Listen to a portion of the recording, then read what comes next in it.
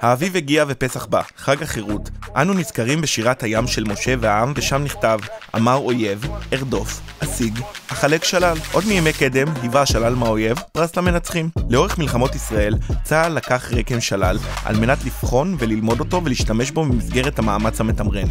כבר במלחמת השחרור תפסנו כלי שלל מרובים שחיזקו משמעותית את סדר הכוחות הדל של המדינה שבדרך. ביניהם ניתן לספר על טנקים קלים מסוג רנו R35 שנתפסו מידי הצבא הסורי בקרב על צמח ודגניה, והוכנסו לשימוש במסגרת חטיבה 8. ידוע גם סיפורם של שריוניות מתוצרת דרום אפריקה בשם מרמון הרינגטון מרק 4F שנתפסו בקרב שייח ג'רח ובמרחב ירושלים, ואחת מהם הייתה בשימוש גדוד הפריצה 89 בפיקודו של משה דיין. השריונית נקראה הנמר הנוראי ולוחמיה היו מיבניאל ונהלל. אלו נותרו בשירות עד שנת 1951 בחטיבה 7. שלל משמעותי במלחמה זו היה הזחליליות נוסעות ברן, שהוכנסו בחטיבת גבעתי בגדוד הבוקים 52. אך תפיסת השלל המשמעותית ביותר הייתה של טנקים מסוג T-54, T-55 ו-T-62.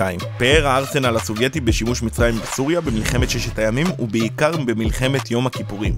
טנקי ה-T ששודרגו ושמם הוחלף לטירן 4, 5 ו-6 בהתאמה, הפכו לחלק משמעותי בחיל השריון, למרות חסרונות ברורים באמינותם הטכנית והנדסת האנוש הירודה. במסגרת הסבתם למערך המשוריין הוחלף תותח הטנק בקוטר 100 מ"מ בתותח תוצרת ישראל שריר בקוטר 105 מ"מ, ואף נוספו תאי זיווד לצורך שבירת צורתם ולטובת זיהוי על ידי כוחותינו. על בסיס זה אנשי הצוות השריונאים בכלים אלה לא חסכו כללות על הנדסת אנוש גרועה זו.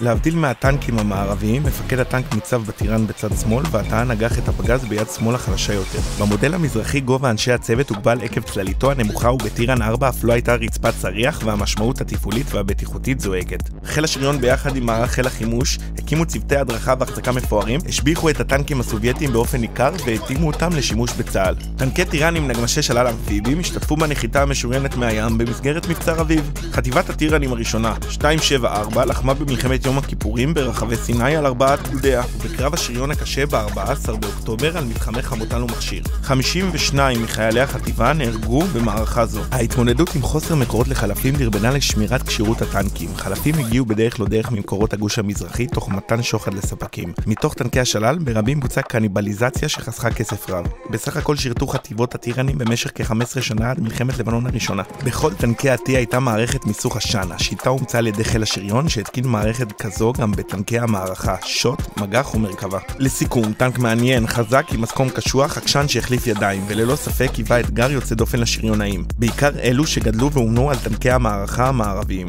פעילותו המבצעית האחרונה של כלי זה הייתה בשירות צבא דרום לבנון בעת תפיסת רצועת הביטחון. בטנקים אלה הוחזר לשימוש התותח המקורי בקוטר 100 מ"מ. עד אז שיהיה טפש נעים וניפגש בפרק הבא.